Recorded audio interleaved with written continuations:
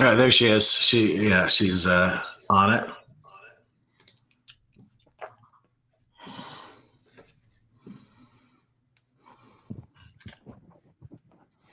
When I logged in, I tried to get it go into my YouTube, but it says it can do that. But I think we are live. Thank you all. I hope you are having a peaceful and thoughtful morning. We are Ray and I, in keeping with the tradition that we've kind of been doing for the last couple months. I've been talking about complexity a lot. And one thing we realized is there might be a disconnect in some of the words that we use. And you might have the same disconnect when you're speaking between like the dev team and the security team. And the term we very nearly came to blows about was microservices. And I had not realized the depth of baggage that devs had. And he started sending me blogs, and there was like epic flame wars on Reddit. And people have feelings, I guess.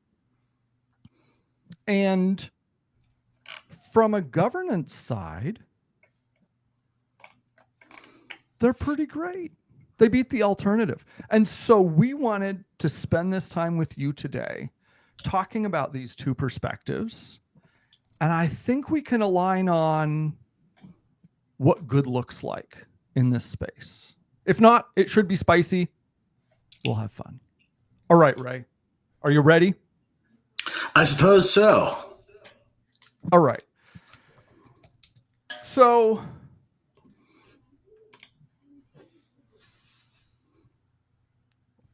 one of the blogs you sent me mentioned that there are that when you write more services, when you split these functions more granularly and everything has its own endpoint, you end up writing more code. And in particular, you end up reinventing the wheel more often than if you had bigger and fewer code blocks. Can you say more about this? Did I get that right? Yeah, so that's certainly true, but I feel like we need to get a little more context here. So what was the need we're trying to address, and what are we suggesting doing about it if we're talking about microservices? We have to at least understand what we're talking about, because you mentioned this, like there's a lot of ambiguity in the term. Sure. So I have a definition I can pull if we want to use mine, but let's set the stage. Well, okay. So what reasons do you hear people propose? What's the value proposition for microservices? Yeah, so I think a couple of the really common needs are operational independence.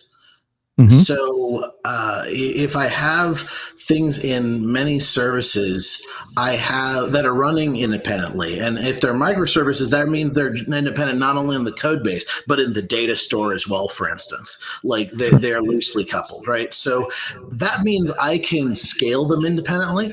So when you get the big players that kind of started the microservices movement, like Netflix, that's like a huge thing for them, right? It may not come up in your daily life a lot, depending on who I'm talking to.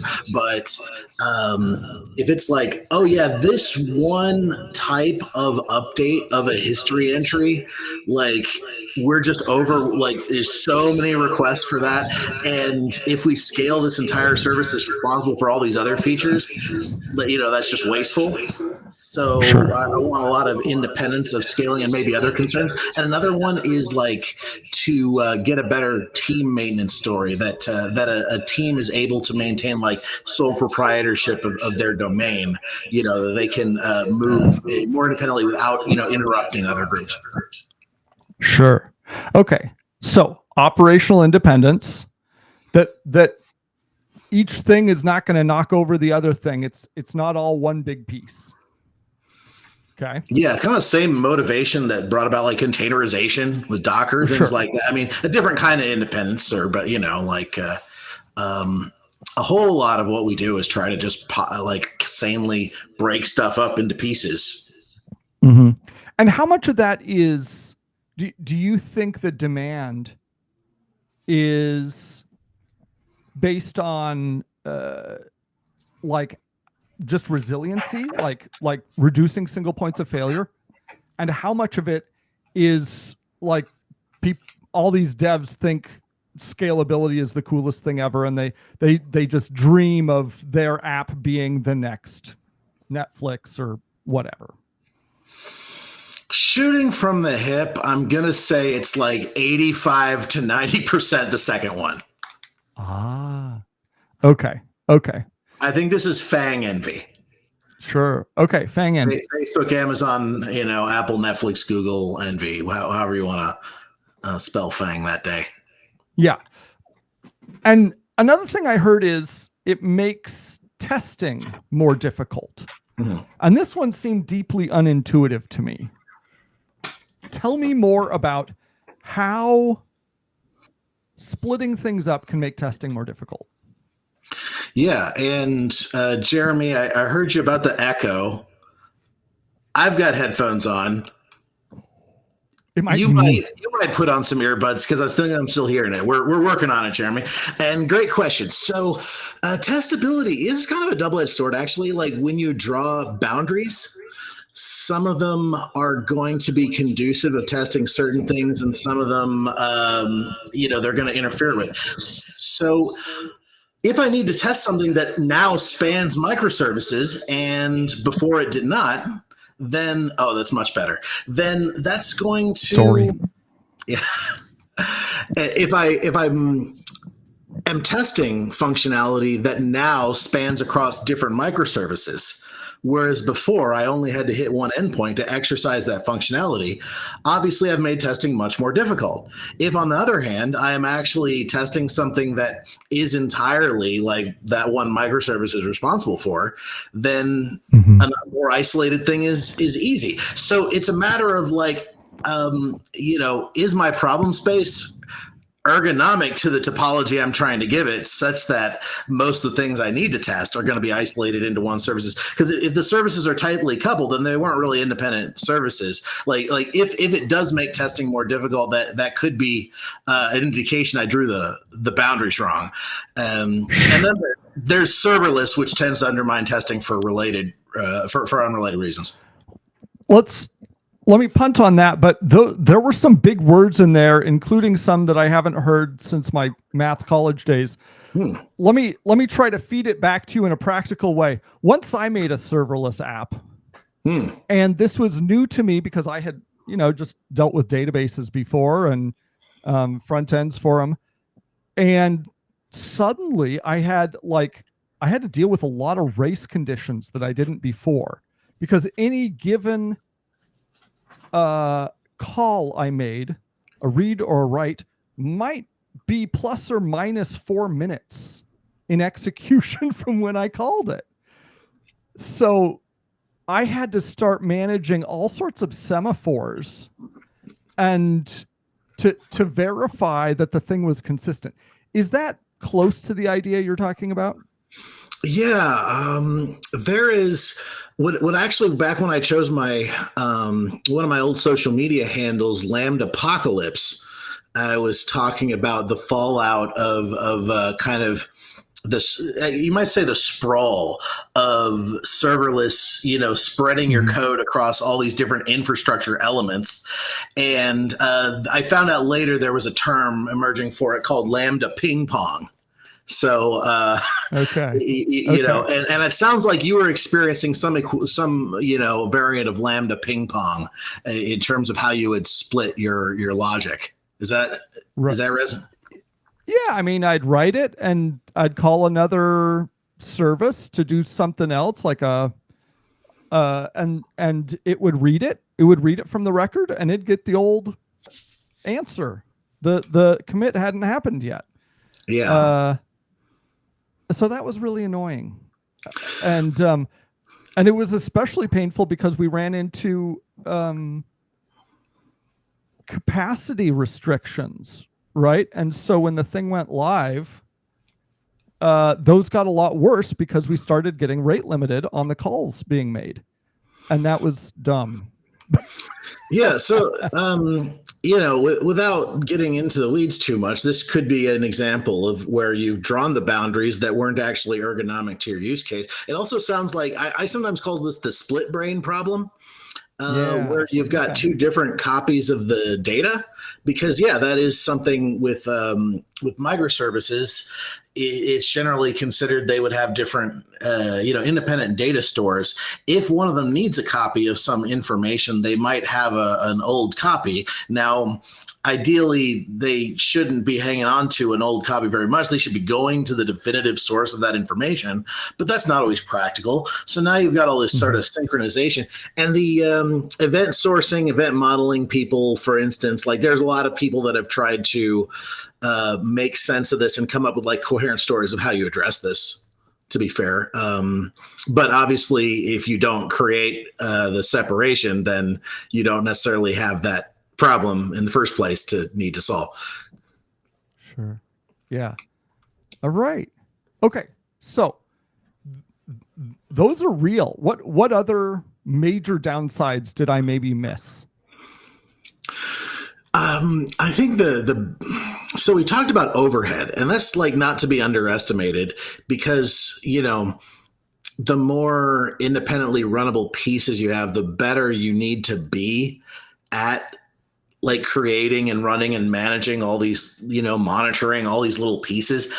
And that, if you've got like really good operational maturity and dev platform, that is really stellar, maybe that's not that much of an overhead. But if not, you're really going to feel it a lot more than if you had an order of magnitude fewer runnable services. But Sure. We kind of, so I made a whole paragraph there, but that's like the thing we already covered. We could talk about it more if you want to, but that's like, so that's the overhead's one. So let me try to make that one real, to put it in 5-year-old terms that I would understand. If you've got a whole bunch more services, you're like, even if you were doing everything perfectly and you were using IAC and Terraform and Git to manage all this infrastructure, you'd be writing more than linear, like more than 10 times the amount of infrastructure code to just keep the whole thing up. Yeah. And, you'd probably address that by having either shared or, easily copyable infrastructure as code, and, having templates for your apps. It's like, okay, for every language we use, here's a starter template that you can easily get the best practices. And now, like, okay, we've updated the starter. Do we need to roll it back to all the other? Like, there's all these sort of ways you can add extra stuff to the equation to, account for that. But it is a lot. It's just an inherently harder problem, right? You better be buying something good with all that work. Sure. All right. Fair enough. Am I better at deploying like 30 services than you are at deploying one service? That's the bet that I'm making. And I've been at companies that were better at doing 30 deploys as the next company I was at was at doing a single one. It's not unheard of, right? But that's the bet you're making, that your operational excellence is really there. Okay. So that is a deep thought, and I want to make sure I get it. Yeah. The degree to which you're going to be able to pull off more granular services should match your organizational structure and excellence in managing services, right? So if you're really good at managing services, it's cheap to add more. Yeah, it doesn't necessarily mean that any given service, boundary will be the right one, but at least if you're really good at there being lots of boundaries in the first place, you at least stand a chance. And like I often, as an SRE tech lead, site reliability Mm-hmm. engineering, right, I would be thinking about the maturity of the observability, the monitoring, the alerting, and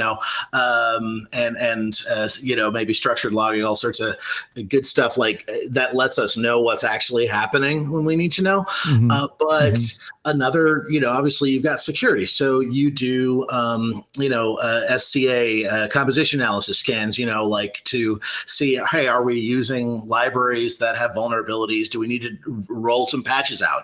Well, okay, how many services, how many code bases do you need to roll a patch out? Are you ready for that number to be multiplied by 30 again? Yeah.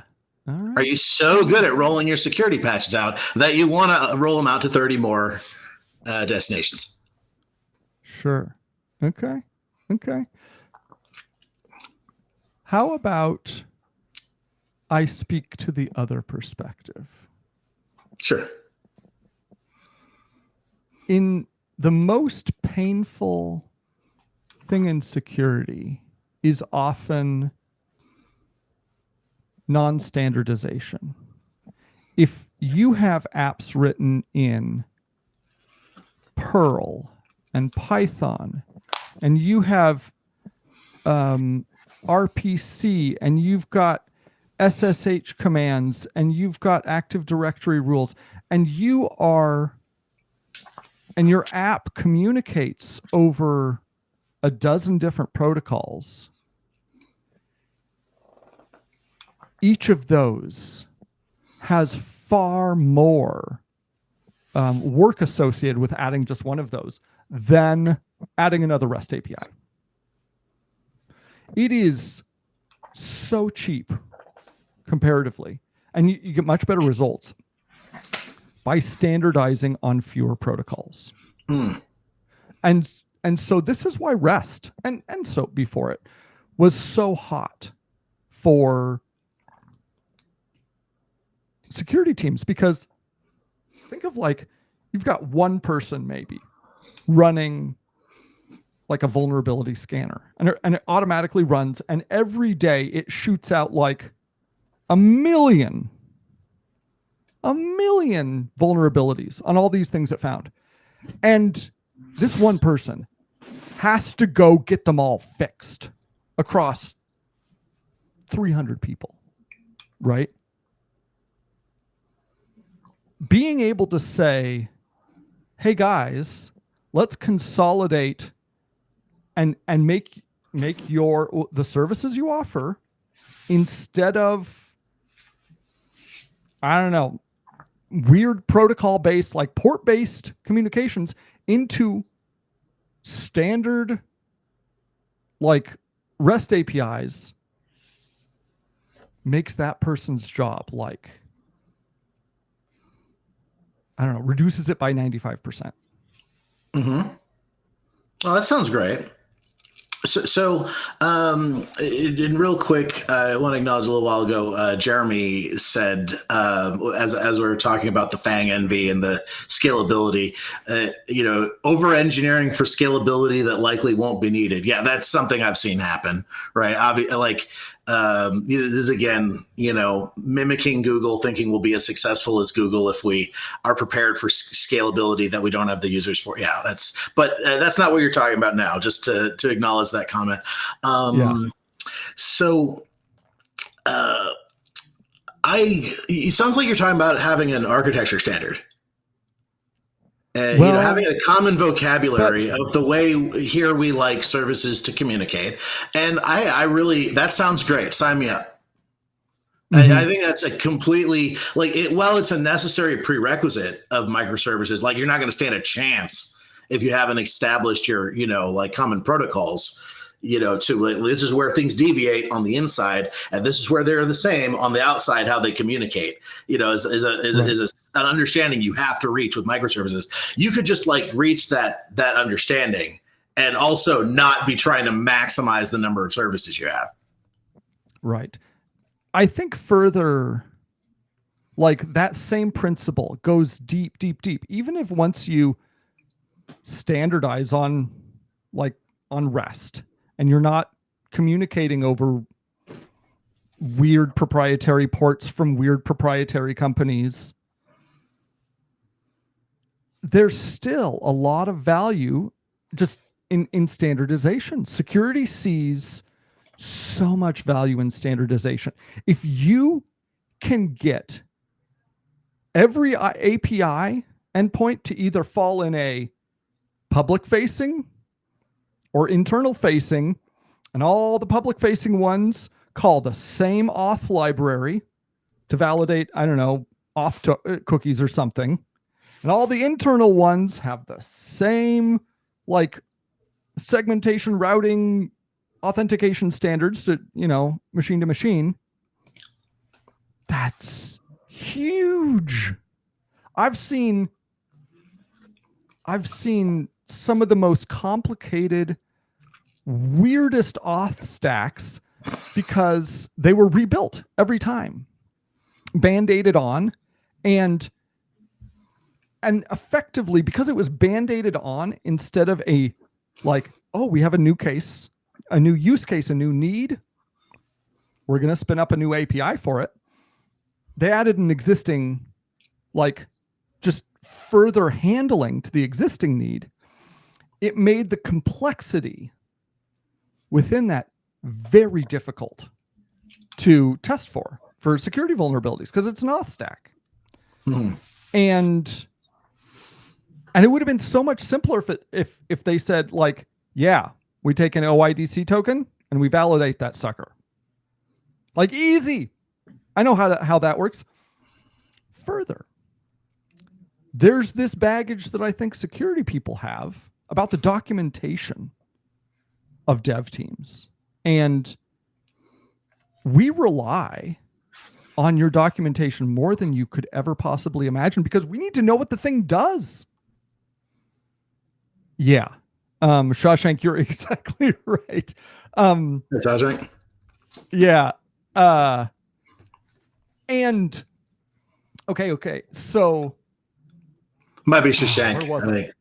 Go on. Yeah, I'm excited about Shawshank's point. Yes, you're right. Documentation. So what does this thing do? And the depressingly common response we get is, I don't know, just find out whatever the thing does and write documentation that reflects like the code, right? And so like that is not what you want. You want it to, like, if you're going to test something and the answer is, well, whatever the code does is what's right, your testing is hosed from the start. And so that becomes a lot easier if we are given one thing and set and told this does this thing.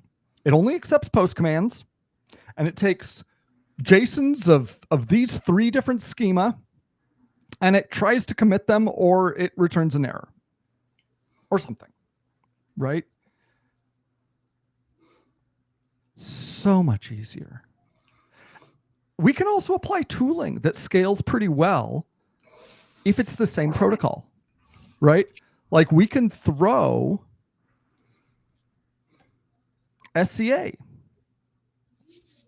at a whole bunch of code bases. I don't care if you've divided it into 4 or 800 different repos with their own little endpoints because the SCA works the same. It's going to generate the same pain. Like it's going to output the same number of vulnerabilities that the security team has to mention. So we don't care. We don't care about more endpoints. More endpoints is not more attack surface. Well, how's that feel for you? Okay, well, you made a claim at the end there that I'm going to have to dig into because I want to understand that. But let me respond to the rest of it. Like, that sounds great. And by the way, like, this is the first time, like, I'm just, positioning you as like the representative from all the security teams at all the companies I've ever worked at, right? Right. So this is the first time that one of you lot has, personally told me, it's really great when I have documentation about what the services do. Like now, obviously that makes sense. Like I'm not saying I couldn't have guessed it if I'd have been trying, but that conversation, like I've never seen that conversation happen. I think there's been a couple times where there's been some standard process where it's like, okay, you have to fill this out or whatever, or send me a link. But like simply like, when I have this, here's an example of the thing when I have, here's the service in this company that I think is doing this the best. When I have that, that's great. Like, never heard it before. So I commend you for making your needs, point of view clear on that. And like, I'm sure you probably do that wherever you go. These are conversations that just aren't happening. They probably would be saying these sorts of things if we ever talked to them. But they've got a million vulnerabilities to manage. And so they're sending you forms. Right? They gotta Google how scary this particular Java 1.4 vulnerability is because some dev director doesn't want to patch their code. Yeah, it's expensive because it's on Java 1.4. I mean, that's fair. I mean, you got a lot to do, but I cannot possibly produce good documentation that I do not understand the audience of. I will just like write a bunch of like, maybe it wants to know, maybe this is what we should write here. I don't know. Like, what's the sorts of concerns, not that you have to answer all this now, but like without knowing what the sort of concerns that they are trying to know about what the service does, I'm probably like going to talk about 10 things they don't care about. Right. So this is why I like. So, okay, I got a story. My first computer job. I reported to a guy with a long history of packet analysis and networking and Cisco and all that stuff. And he kept getting these messages from some VP of engineering or something that said, who kept complaining that the network was slow. My boss took this personally, right? He ran the network. The network was his. And he looked at the KPIs. He looked at all the packets whizzing around and no, it isn't. There's plenty of bandwidth available. And finally he asked, when you say the network, what do you mean? And the VP said, oh, this computer and that, like all the computers, all the stuff that runs electronic stuff. It's just slow today. It took me 20 seconds to get my printouts out of the printer. And my boss had a moment of zen of I don't have to be worried about this anymore. And so when I hear microservices, maybe I'm just thinking of it's all the network, right? I'm thinking of this vast, very glamorous world of auto-generated documentation. Right? With some of these, you can export schemas, right? You can say, here are the methods, here are the schemas that this endpoint supports, right? And it's programmatic, and you don't have to nag people. That's so compelling. And the thinner you divide those hairs, the less likely you're going to get bad or useless answers. So, so it sounds like you're saying, pretty compellingly that there's an advantage to having a story about what the vocabulary of fine-grained components are in our architecture so that you can view at least some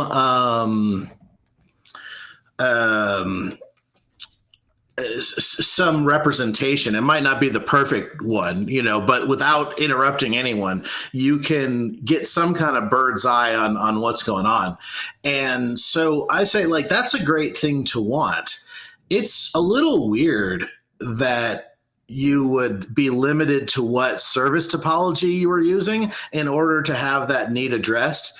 That sounds like something, in 2024, the year of formal methods, we would by now, have, like, people have been talking about, software architecture for more than 50 years. Like, Mm-hmm, mm-hmm. we would have some way of getting a story about that wasn't coupled to what our service deployment topology was. So Sure. so I'm not saying like I'm without examples of it. Like, the C4 model by Simon Brown is maybe something worth looking at. But like, I'd say, like, could we like prioritize getting what we need out of that and kind of decouple it from how like re-architecting our app in this particular peculiar specialized way.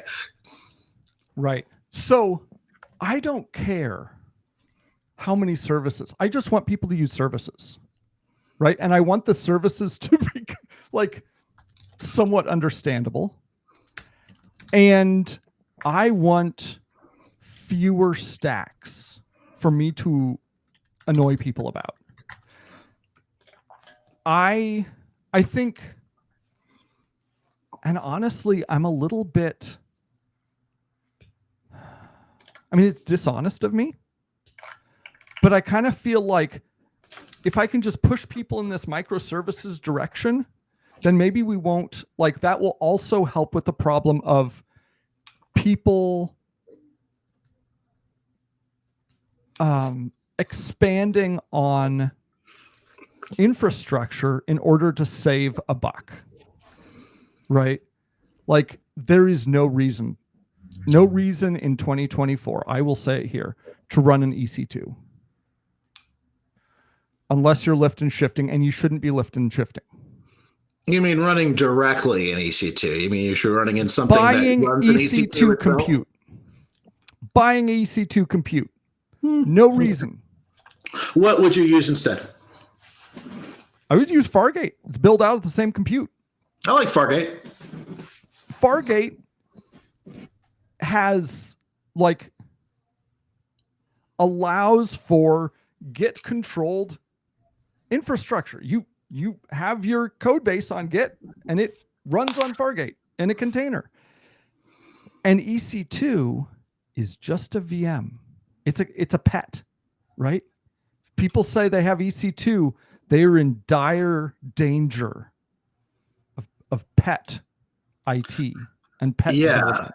Okay, so that helps me understand what you mean by EC2. You mean manually manage EC2, which is probably, like, I get where that's probably what you're seeing. A lot of times you see EC2. I've seen I've been at a few companies that have heavily, rigorously infrastructure as code managed EC2 deployments, and in one of those instances, I got to move to Fargate, and on another instance, it actually was at a scale where it made sense. But there's you're also talking about the servers as pets versus servers as cattle. Very dismal analogy, but like, are you attached to individual services, or are you prepared to create and recreate them at the push of a button, or preferably at an automated process where you're not even pushing a button because it's just sort of auto scaling itself? You can do that with EC2, but it's certainly a lot easier to do that with something like Fargate. So I want to respond to Shawshank. Yeah, you're exactly right, and this is, I feel like, the point that Ray is making. EC2 could be treated as cattle, and apparently Ray has seen it done. But I would argue, why are you paying AWS's premium if you're going to manage this infrastructure yourself? Just stand up an OpenStack on a Hitachi like data center. If you've got that competence in-house. Did that make any sense? Yeah, I don't know. I haven't used OpenStack, but I get what you're saying though. Like Mhm. Fargate in particular, well, that's it's an orchestrator. It's not Kubernetes, but it's a related orchestrator, right? Sure. It's the Having if Duplo I'm version of Kubernetes. if I'm going to be, Kuberneting on my own, if I'm going to be doing, the Mhm. orchestration part of it myself, you wonder, could I be offloading that management? But though the AWS premium that you pay for Fargate is far greater than you pay for EC2 directly, you might know. So it's not Yeah. exactly apples to apples there, but yeah, these are trade Mhm. offs worth considering. So here's another, I guess, perspective. There's a lot of baggage in the security world because over about pets, because over and over again, they have this perception, and I think it's in large part justified, that if devs or app teams have access to anything except the code base, if they have access to prod or they have access, they will be tempted and they will inevitably get in there and fiddle around and find a short-term fix for their problems, and it will not be resilient. And so, and this is a bit patronizing to dev teams, but part of what security teams mean when they say governance is don't give people opportunities to choose to make the wrong choice, to make the short Mhm. term choice. And one of the great things about containerization is that it doesn't just remove the attack surface, it removes the surface of what devs can fiddle with, right? Because it's rarely persistent. That container is designed to be restarted. Mhm. Yeah, so I think we're talking about generally the virtues of infrastructure as code. Where the code's version controlled, for Mm-hmm. instance. Immutable infrastructure is also like a kind of related term in GitOps, but without splitting all those hairs. And again, good comments in the thread about Mm-hmm. IAC. Yeah, these are good things to want. Quick anecdote: the first time that I experienced the devs are not responsible enough to be involved in ops is when I was actively trying to teach my ops team about Uh-huh. configuration management tools, which at the time was like Ansible, for instance, because Terraform wasn't around yet, that we could be using to keep our infra configuration, in a version control instead of doing the manually managed thing. That I'm now, amused to hear that devs are the one that okay, well, at least we've gotten the ops people on board with it, because that was entirely an influence of dev on ops, by the way. Historically, if you look at what happened there, because people were Oh, insisting admins can't program, there's no way that they can. I believe in you. I believe in you, admins. You can program. You're just as good as us. Okay, like, so. Yeah, I mean, though, yeah, a lot of the newer devs, they or devs that just haven't had that curiosity. I agree. They don't have the training. That can be addressed. yeah. I will say, as a former admin, a former ops person, once upon a time, I wrote my fair share of highly disgusting Perl scripts. Would not recommend. Hey, it was a Anyway, start, It was a start, yeah, and it was a from the start. Bash and the Perl scripts, we realized, okay, we can have something architecturally sound. These configuration management We can tools where recurse functions. That blew by my mind. yeah, get a little more So modular and repeatable and stuff. we're a little. I think we've both got our getting fired up, but Yeah, I we've will in also bring violent it back agreement. I to. mean, I'm with you on a lot of these things. You're saying a Mhm. lot of things I want, and a lot of things we have ways of achieving. Yeah. Sure. I think one of the biggest points that I would disagree with, or rather that I would unaddressed. You had said testing is harder with microservices, and I can kind of see that. I would say from a security side, testing is harder with monolithic code bases because it's functionally black box, right? Think of a lamp stack, right?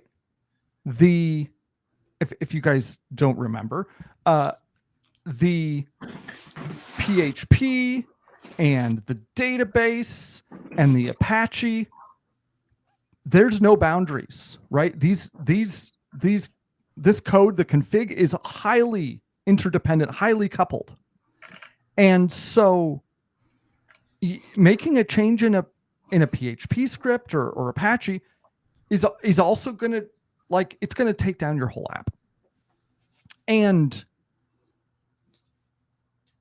from an outside perspective, it just looks like a single unit with a trillion possible inputs, like all the things someone could do with their mouse or their keyboard, or like a fuzzer onto this website. And what comes out is, well, who knows what, right? That is a frightening scope.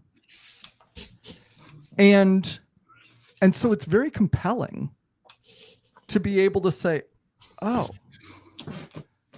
all the non-public or all the public assets, nothing sensitive, is available to the whole world and everybody knows it, right? To use a CDN for all your front end. And then if there's anything interesting or secret, it's behind an API with a standard auth stack. If you're able to say that sentence, that is, and I think from a dev side, that's very easy to do. Like if you were to start from greenfield, but that is a world of difference for security, being like the highly integrated black box world and the modular world that has defined scopes. Yeah. So, it is kind of a strange statement to say that something that seems to be modularity is making testing harder, but it's just a matter of sometimes, frequently premature modularity, right? Like oftentimes you see, microservices misapplied in situations where you're adding boundaries that really are either premature or the wrong ones, right? So that's where it really is where you've got, okay, I now have services that are coupled in these strange ways. You mentioned an experience like that, right? Where like, okay, that is making testing harder. If I actually wanted to test something that was isolated to the module that's been isolated, like, okay, that's now easier.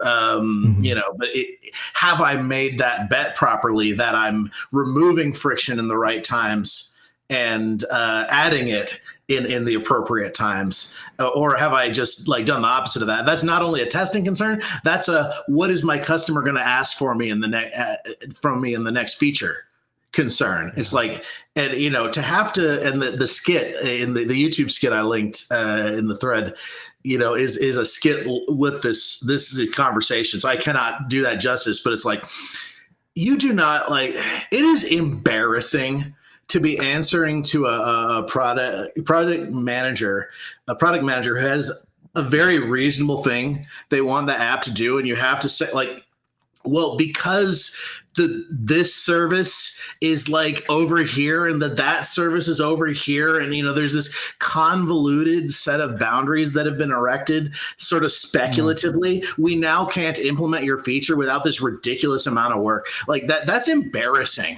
to have to do. Right. Anyway, I want to ask you something, on why it's easier from a security standpoint. So, the security people have been trying to tell me like opening up ports is bad. Accepting traffic is basically bad. I mean, I know like it's all attack surface and all that. So like explain, and I think I might have an idea of why this might, not really be the problem, but like, explain like I'm 5.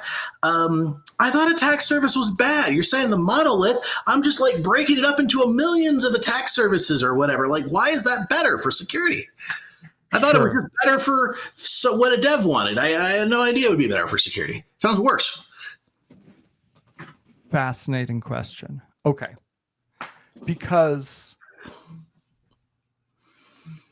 most of the vulnerabilities, the boring,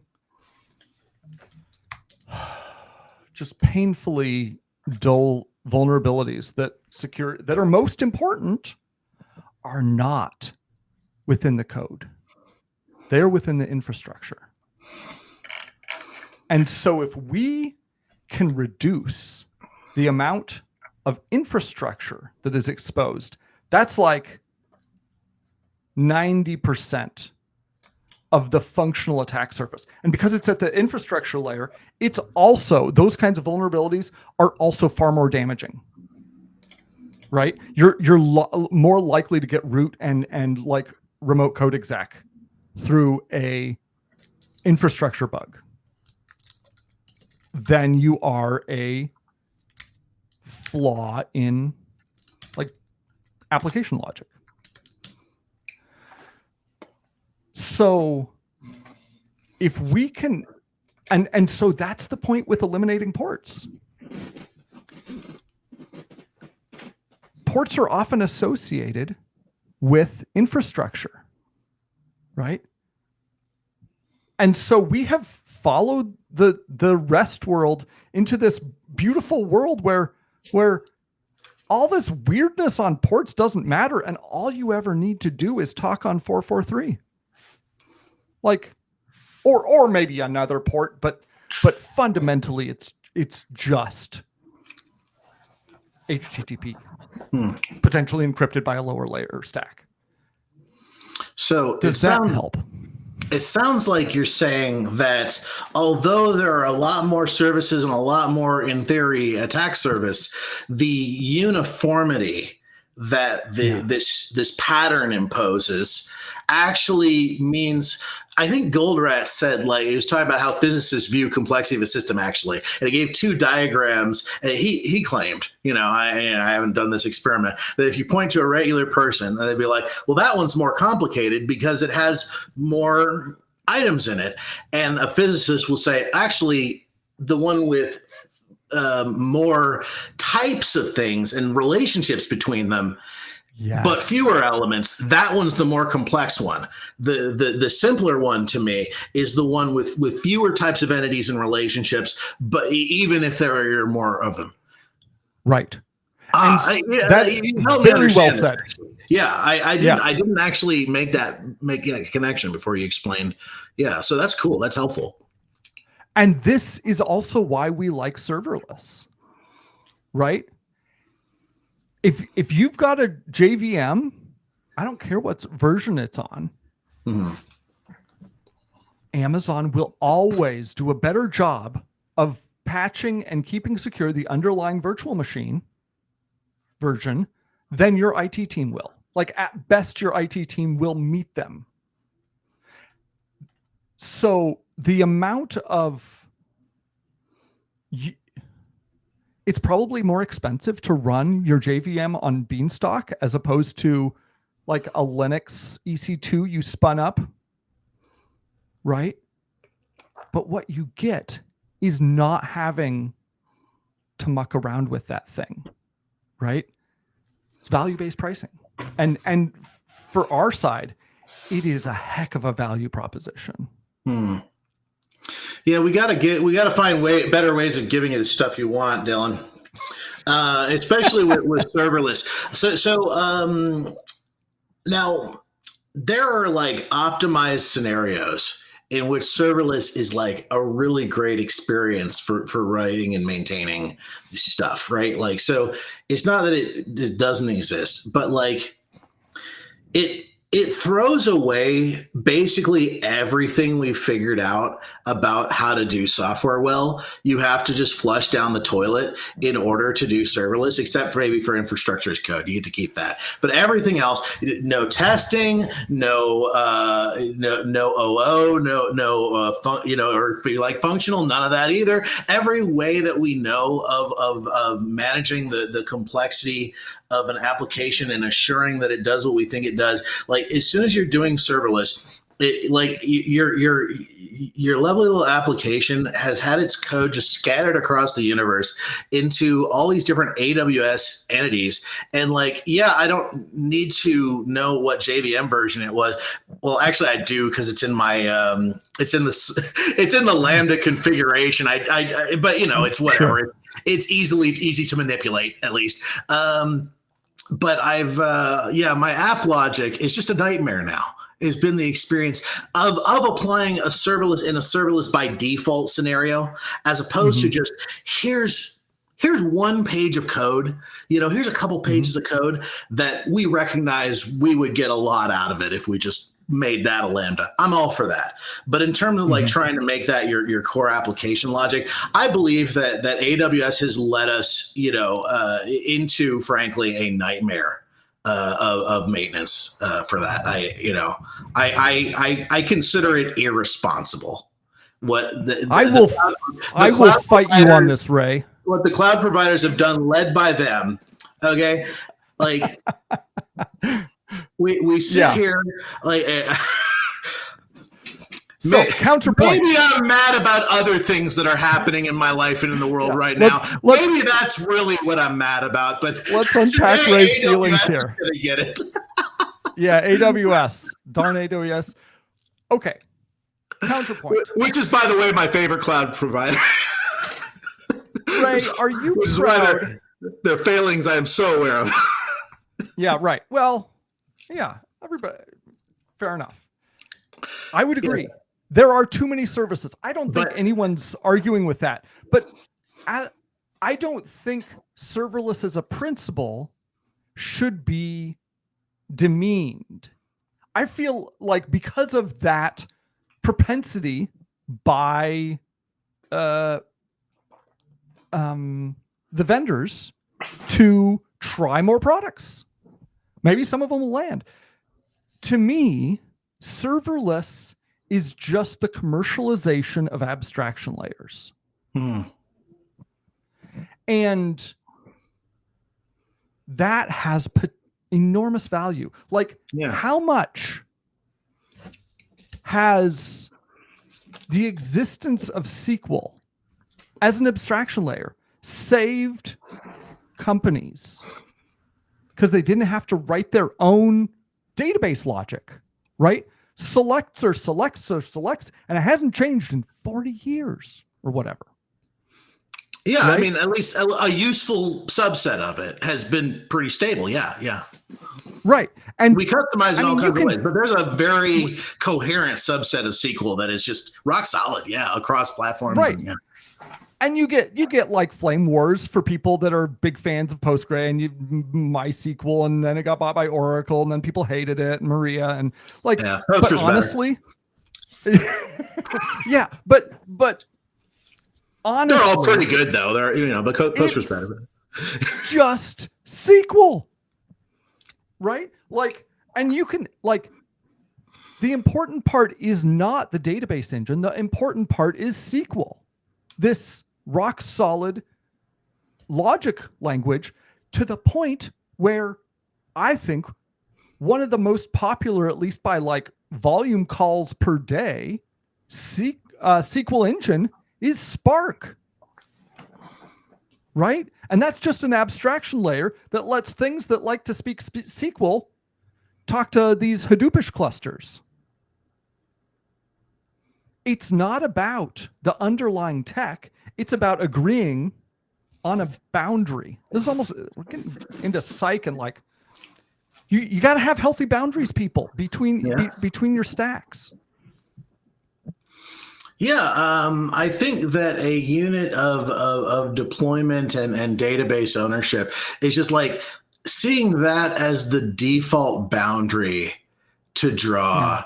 That's what I object to, but I really, I already agreed with it, and you're really helping me dig deeper into these beliefs that I agree in having a common vocabulary of boundaries. Again, the best example I know off the top of my head of an effort to do this independently of this would be Simon Brown's C4 model. But there's some good talks on that. But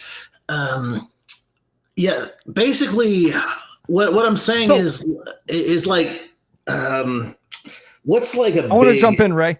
yeah, I think we are fully agreed. I think everybody listening to this is fully agreed. AWS has too many yeah. services. GCP So has too many services. But I think, sometimes you need a brick wall and sometimes you don't, is what I'm saying. right. If you need to, like you know those little cubbies that you put in Mm-hmm. offices, or what, I mean, you know, we don't necessarily, but these little partitions that you put in an open office plan to, like, you know, improvise little areas or whatever, like, or even like a wall with a, like a team room with a little glass pane in front of it, like, okay, imagine if anytime you wanted to put a partition up or anything, you had to erect a brick wall. That was the only way we had to subdivide our space. And so Yeah. you've got to build a brick wall for every you know, thing that you want to separate an office space. That's what's happening here. But I mean, you know, so I think we just need better alternatives. I guess I'm a feisty one today. I'm gonna argue with everything you say, Ray. All right. I think we underestimate the value of restricting ourselves to brick walls. Mm-hmm. I think we get too excited about the kinds of bricks. And we say, well, do you want this kind of brick or this kind of brick or this kind of brick? When our top priority right now is getting that wall in. Right? And in computers, in IT, in dev, there's not a lot of cost difference between the brick walls or the glass walls or the cardboard walls, right? It's just another line of IAC and another, it's a different abstraction layer you're going to have to get used to. So to my mind, like, we should be able, like, the difference between different services, between Postgre and MySQL, if you're worrying about that, you are indulging and probably not following your most important priority right now. Unless you're like a DB admin who gets super psyched about this stuff. And honestly, how many of those should there be in the world? Like 12, right? The rest of us are going to get by just fine. I'm just talking SQL. Well, on the one hand, you're well, the thing is you're talking about this in the context of a very heavyweight architecture, whose one of the primary advantages of it is it lets everyone run their own fancy kind of database if they happen to want to. So that's a little bit of a contradiction there. Like a big advantage of this architecture is that you know, like, service A can be using, you know, Mongo, and service B can, you know, we don't have to be all talking. So the deviation is actually, like, considered part of the advantage if you want the deviation not to be there. But I get that the standardization of the boundaries in particular is, like, very valuable to you. I hear that. Right. Well, I would even say, like, there are enormous performance benefits to using Mongo over SQL, right? Like, we all know. In fact, I think actually Postgre will match any benchmark you care to throw at Mongo. You just not by the standard, just not by the traditional stuff, by Postgres JSON features. But for some use cases, it's great. I would say you can let me know if that's out of date, by the way. But it's yeah, sure. Postgres in the comments, really fast. But I think for most devs, what they should be focused on is, what is the right way to code this business logic, right? What is the right experience? How do I ensure data fidelity when I need to, and when is mostly correct good enough? Yeah. Like, do that, get on to the next feature, and stop messing around, trying, like, let someone else optimize your database performance. We are gone are the days that you need to wring every last, like, ounce of compute out of your code. Like, that was 1982, guys. Code, or like, compute is cheap, cycles are cheap, your time is valuable, and your time to market is valuable. Mhm. So I know we got to jump off here. What I'm Yeah. telling you is that when this particular kind of default brick wall is over applied, it is in fact disastrous to the development True. cycle. It is disastrous to reliability. It is disastrous to our ability to test things. It is often a disastrous Big Bang rewrite that is never complete, which was the subject of last episodes. I mean, It was. all these things you say I shouldn't, like, I should only be worried about. Yeah, everything I am worried about. I have seen this burn to the ground. I'm sure there are other experiences possible, but I love the things you actually want to get out of it. I think we should give them to you somehow. Yeah. All right. Folks, thanks for joining us in this somewhat spicy and heated and fun conversation where Yeah, this is so fun. This is so fun. we get a kick out of this. We hope you do too. Hit us up with your questions, your comments. Tell us how bad or good PostgreSQL is, or Mongo or whatever. We would love to hear about it. If you have any questions about things you think would be interesting for us to talk about, please reach out. We'd love to hear about them. Ray, it's been a pleasure. With patience, the most tangled cord may be undone. Cheers.